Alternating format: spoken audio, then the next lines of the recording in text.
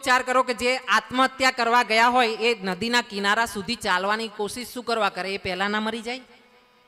મરવું હોય તો એને પહેલા મરી ગયા હોય ને. પણ જેને માયા લાગી હોય ને એ જલ્દી છૂટે નહીં. એટલે ઘણા એવું કે ગુરુજનોથી મેં સાંભળ્યું છે કે અમુક વ્યક્તિઓ એવું કહેતા પહેલા કે આ થાંભલો આમ બાત ભરી રાખે થાંભલાને, પછી કે આ થાંભલો મને છોડતો નથી, આ થાંભલો મને છોડતો નથી. અલા ભાઈ, થાંભલો નહીં, તું થાંભલાને નથી છોડતો. એમ માયાનું આવું છે કે માયાએ તમને પકડી નથી, તમે માયાને ભેટી રાખી છે. છોડવાનું તો એક સેકન્ડમાં થઈ જાય. એના માટે તમારે વર્ષો તપ કરવાની જરૂર ના પડે. સમજદારીનું તો એક જ ઈશારો કાફી. સમજદાર કો ઈશારા કાફી હે. પછી ગધેડા તો લાત ખાતા જ ફરતા હોય ડફણા. હા, એટલે મહારાજ એવું થયું કે આત્મદેવ નદી કિનારે પહોંચ્યા ને ત્યાં જઈને જરાક જલપાન કર્યું ને એમની નજર પડી કે એમની જોડેનો જે કિનારો હતો ને સાઈડ પર, ત્યાં એક સંત બિરાજમાન હતા, ભગવા કપડાવાળા, દાઢીવાળા. એમને જોયા એટલે આત્મદેવે નજર કરીને જય શ્રી કૃષ્ણ કર્યા છે. મહારાજે પણ એમને જય શ્રી કૃષ્ણ કરીને આશીર્વાદની મુદ્રા કરી છે. અને આત્મદેવ સંત પાસે ગયા છે. સંતે પૂછ્યું છે કે ભાઈ, લાગે છે કે તું બહુ હતાશ થઈને બહાર નીકળ્યો છે ઘરેથી, તો કોઈ તકલીફ હોય તો મને જણાવો, મારા લાયક કંઈક હોય તો હું રસ્તો બતાવું તમને. એટલે આત્મદેવે કીધું છે કે તમે સંત છો, તમે મહંત છો, મહાત્મા છો, સાધુ છો, તો ગુરુદેવ મને એક રસ્તો બતાવો કે મારા નસીબમાં પુત્ર છે કે નહીં, એ તમે મને કહો. મહારાજે આત્મદેવના લલાટ પર નજર કરી છે. જો માણસની આંખો છે ને, તમને એનું આખું ચરિત્ર કરી દે. બધું કહેવાની કઈ જરૂર નહીં. માણસને જુઓ ને એટલે એની આંખો પરથી તમને એનો ભાવ ખબર પડી જાય કે આ માણસને આપણા માટે શું ભાવ છે. હા, એટલે આત્મદેવની લલાટ પર નજર મહાત્માની પડી. મહાત્માએ લલાટ જોઈને તરત જ સેકન્ડમાં કહી દીધું કે ભૂદેવ, આ જન્મે નહીં, 7 જન્મે પણ તમને પુત્રની ઉપલબ્ધિ નથી. અને પુત્ર તો પુત્ર, તમને પુત્રી પણ નથી. હા, નથી કહેતા તારા દીકરીએ દીવો ન રહે, એવું કહે છે ને. પણ હું કહું છું, આવા શબ્દો આપણે ક્યારેય કોઈના માટે વાપરવા ક્યારેય નહીં. બધાનું ભલું થજો, બધા પોતપોતાના કર્મનું ભોગવે, આપણા તરફથી આશીર્વાદ દેવા. લો, મહારાજે કીધું કે તને પુત્ર તો 7 જન્મે નથી, પણ દીકરી એ નથી. બે આત્મદેવ જીત પર ચડ્યા છે. અને જીત પર ચડતા ચડતા આત્મદેવે પ્રભુના પગ પકડી લીધા છે અને કીધું છે કે જો પ્રભુ, મહાત્મા, ગુરુદેવ, તમે મને આશીર્વાદ નહીં આપો ને મને પુત્ર નહીં થાય ને, તો હું હમણાં તમારા દેખતા જ આ નદીમાં કૂદીને આત્મહત્યા કરી નાખીશ. તમને પાપ લાગશે.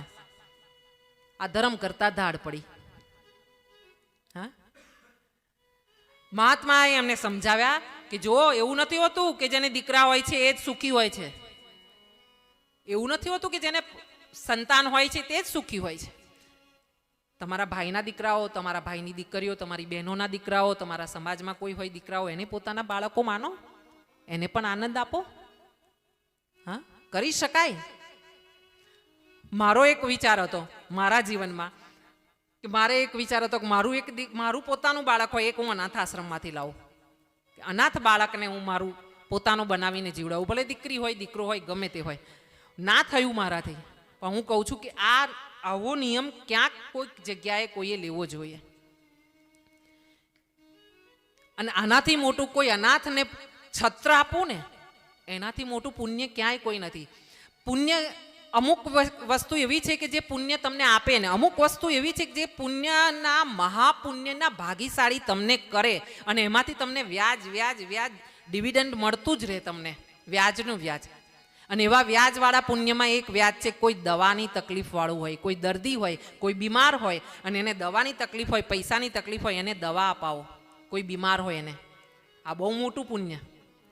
કોઈ ગાંડું રોડ પર ચાલતું હોય, વસ્ત્ર એની ઇજ્જત ના ઢંકાતી હોય, કોઈ બહેન દીકરી વિધવા હોય, કોઈ બહેન એવી હોય કે જે પહોંચતા ઘરે ન હોય ને એને વસ્ત્રની તકલીફ હોય, એ બહેન દીકરીને વસ્ત્ર આપો, એની ઇજ્જતને ઢાંકો. હા, આ 2 પુણ્ય.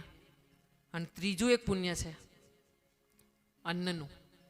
કારણ કે આ બધી જ માથાકૂટ આ બધી છે ને અહીંથી શરૂ થાય છે. આ ખાડો નથી પૂરાતો ને, અને પુરાવાનોય નથી. હા, જો આ ખાડો પુરાઈ ગયો હોતે ને પહેલાથી તો બધી માથાકૂટો નહીં હોતે, આ ઉપદેશ નહીં હોતે, આ ભાગવત નહીં હોતે, આ ભજન ના હોતે. બધા જ સંત હોતે, બધા ભગવાન હોતે, બધા મહાત્મા હોતે.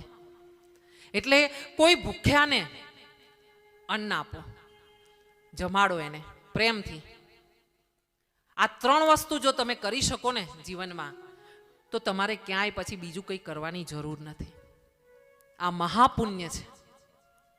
આગળ હું બતાવીશ અન્નદાનનો મહિમા કથામાં, કે અન્ન આપવાથી શું મળી શકે છે. અહીંયા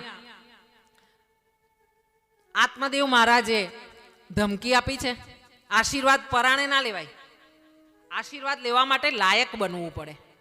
હા, અને મેં જીવનમાં એક અનુભવ કર્યો છે, મારો અનુભવ છે. જે જીત કરીને તમે ભગવાન પાસે માંગો ને કે ભગવાન મને આ આપી દે, ભગવાન મને આ આપી દે, બહુ લાગી રહો, એના માટે માનતા લો, ચંપલ ના પહેરો, કે ભાત ખાવાનું છોડી દો, મને ચા બહુ ભાવે, ચાની માનતા લઈ લઉં, આવું કરીને તમે પરાણે ભગવાન પાસેથી લો છો ને, એ વસ્તુ તમને ફળતી નથી.